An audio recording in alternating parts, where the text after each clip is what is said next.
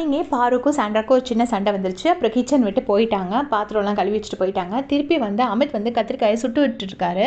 அப்போ வந்து கூட சேர்ந்து பாரு வந்து எனக்கு சொல்லிக் கொடுங்கன்னு சொல்லி சுட்டுட்ருக்காங்க அமித் கூட சேர்ந்துட்டு.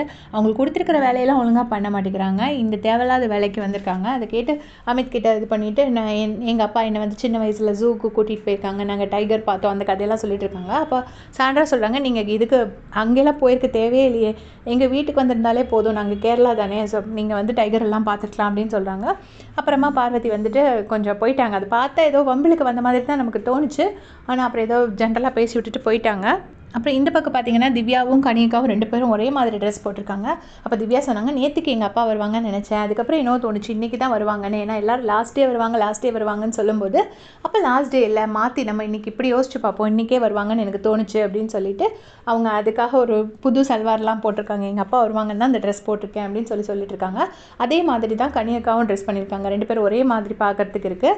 அப்புறமா இங்கே வந்துட்டு கானா வினோத் அண்ணா வந்துட்டு அவரோட ஹேர் ஸ்டைல் பற்றி பேசுகிறாரு. பேசும்போது என்ன சொல்கிறாருன்னா, ஆனால் இது பழைய மாடலாக இருக்குது இந்த ஹேர் ஸ்டைல் அப்படின்னு சொல்லிட்டு இருக்காரு. அப்போ சபரி சொல்கிறாங்க, அண்ணே நீயே பழைய மாடல் தானே, எஃப்சி பண்ணி தானே ஓட்டிகிட்ருக்க அப்படின்னு சொல்கிறாரு. உடனே கானா வினோத் சொல்கிறாரு, நீயும் சபரி நீ 88 மாடல், நீ என்னே சொல்கிறியா அப்படின்னு சொல்லிட்டு இவர் அவரை சொல்கிறாரு. இங்கே வந்து வினோத் வந்து எனக்கு பசிக்குதுன்னு சொல்லி அமித் கிட்ட கேட்டுட்டு இருக்கும்போது அமித் வந்துட்டு அந்த ஒரு வேலையை கொடுத்துட்றாரு. இந்த பழைய சாதம் இருக்குல்ல, அதில் தயிர் போட்டு கரைச்சி வெங்காயம்லாம் போடுறதுக்கு ஒரு வேலையை கொடுத்துட்டாரு.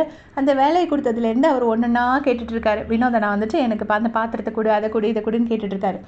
அப்போ உடனே அமித் வந்துட்டு சும்மா இருங்க எனக்கு வேலை இருக்குது அப்படின்னு அமித் வந்து கோவப்பட்ட உடனே வினோத் சொல்கிறாரு, எனக்கு தெரியும் நான் ஏதாச்சும் தேவையில்லாமல் பேச்சு கொடுக்குறேன், என் வாயை அடைக்கிறதுக்காக தானே எனக்கு இந்த மாதிரி ஒரு வேலையை கொடுத்துருக்கீங்க நீங்கள் 2 பேரும் அப்படின்னு சொல்லிட்டு அமித் கிட்டே சாண்ட்ரா கிட்டே கேட்குறாங்க. உடனே 2 பேரும் ஐயோ எப்படி கண்டுபிடிச்சிங்க அப்படின்ட்டு சிரிச்சிட்ருக்காங்க.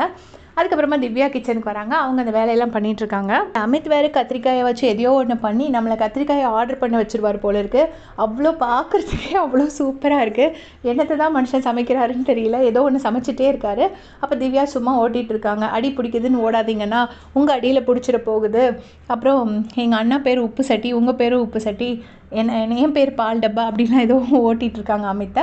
உடனே அமித் சொல்கிறாரு, உங்ககிட்ட கோவப்படுவேனாமா, எத்தனை அடிகள் எத்தனை அரவணைப்புகள் நமக்கு அப்படின்னு சொல்லிட்டு, நீ என்னோட டான்ஸ் பார்ட்னரில் அப்படின்னு சொல்லிட்டு அவரும் சொல்லிட்டுருக்காரு. இந்த மாதிரி ஃபன் மொமெண்ட்ஸ் தான் மார்னிங் நடந்துட்டுருக்கு. இதே மாதிரி அப்படியே தெரிஞ்சுக்க சேனல் சப்ஸ்கிரைப் பண்ணிக்கோங்க. தேங்க்ஸ் ஃபார் வாட்சிங்.